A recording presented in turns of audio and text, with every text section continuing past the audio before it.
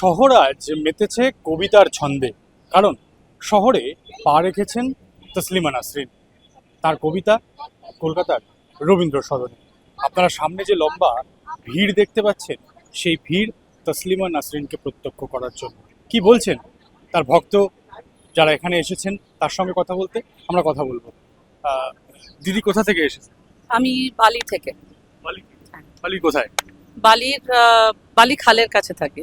আপনি আজকে মানে এখানে তসলিমা নাসরিনের জন্য আসা, মানে এত বছর পর ওনার প্রত্যাবর্তন, মানে সেই মুহূর্তটাকে আপনি সাক্ষী হতে চলেছেন তার, মানে সেটার জন্য কতটা অপেক্ষা করেছিলেন আপনি? আসলে এটা তসলিমা নাসরিনের প্রত্যাবর্তনের থেকেও মুক্ত চিন্তা এবং মত প্রকাশের স্বাধীনতার প্রত্যাবর্তন বলবো না, প্রকাশ বলবো। এবং এই মুহূর্তটা ঐতিহাসিক, এবং তাকে যারা সিকিউরিটি দিয়েছেন তাদেরকে ধন্যবাদ, ওয়াসিম স্যারকে ধন্যবাদ, ওসমান স্যারকে ধন্যবাদ। কিন্তু এর সঙ্গে আর একটা কথাও বলা রইল যে যেন আমরা সবার মত প্রকাশের স্বাধীনতাকে প্রাধান্য দিতে পারি, যেন আমাদের এখানে আর কোনো কবি সাহিত্যিক বা কোনো শিল্পী বা কারো সাধারণ জনগণেরও মত প্রকাশের স্বাধীনতার জন্য তাকে নির্বাসিত বা নির্যাতিত কোনোটাই না হতে হয়, এইটুকুই আশা। এবং এটার জন্যই সমস্ত শিহরণ। কোথাও এই যে আজকে এত বছর পরে তিনি কলকাতা শহরে আসছেন, যে শহরের সঙ্গে তার তো আত্মিক যোগ বটে, এবং তসলিমা নাসরিনের সঙ্গে আমাদের যারা বাঙালিরা রয়েছে তাদেরও একটা আত্মিক যোগ রয়েছে। এই যে সম্পর্কটা আবার পুনর্স্থাপিত হতে চলেছে, সেই বিষয়টাকে কিভাবে দেখছি? এই সম্পর্ক আসলে এটা একটা অফিসিয়ালি পুনর্স্থাপিত হচ্ছে, কিন্তু তসলিমা নাসরিনের যাদের কথা বলছেন, অর্থাৎ সেই অর্ধেক আকাশ যারা বিশ্বময় নিপীড়িত, তাদের সাথে আমাদের আত্মিক সম্পর্ক কোনোদিনই ছিন্ন হয়নি। এটা কতগুলো আইনগত বাধা, যেখানে তিনি হয়তোবা আটকে ছিলেন, হয়তোবা জোর করে তাকে আটকানো হয়েছিল। এবং যত বিতর্কই থাক, আমি আবারও বলছি যে তিনি যে ফিরে আসছেন, এই ফেরাটা যেন সার্বিক সকলের জন্য একটা প্রতীকী হয়ে ওঠে। অর্থাৎ তসলিমা নাসরিন যেন সেই পথ দেখান যে পথ দিয়ে আসলে বাকি মানে সকলেরই মত প্রকাশের স্বাধীনতাটা সিকিউরড হয়। আর একটা কথা আমি ছোট্ট বলতে চাই, আমি এখানে আসার আরেকটি উদ্দেশ্য আছে, আমি জানি না আপনারা কেটে দেবেন কিনা।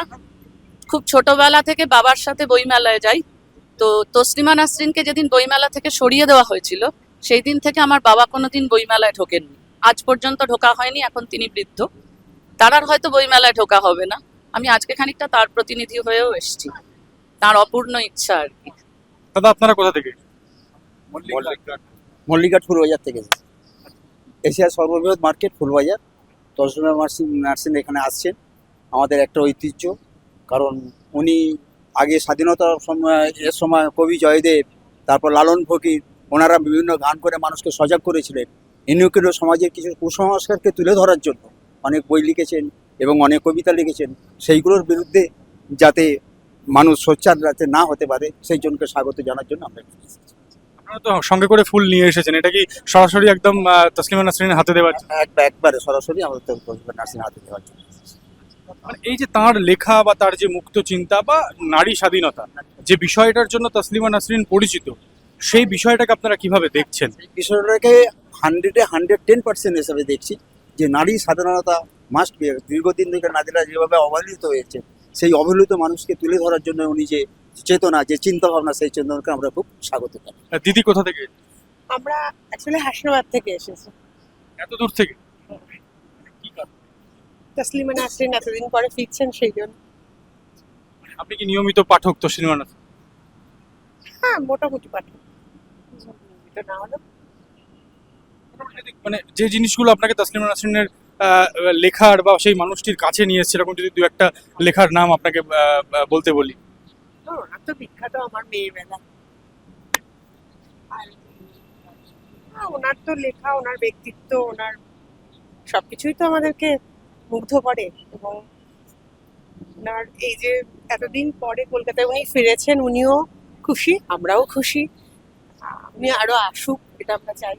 কাল যখন নেমেছে না, চোখে জল এসে গেছে যখন উনি নেমেছেন এয়ারপোর্টে, ছবিগুলো দেখছি। ওনার কোন কোন লেখাগুলো আপনাকে আকৃষ্ট করেছে সব থেকে বেশি? দ্বিখণ্ডিত, এগুলো লজ্জা দিয়ে বড় হয়েছি আমি। ছোটবেলায় যখন লজ্জা পড়তাম, তখন থেকে আমি বড় হয়েছি।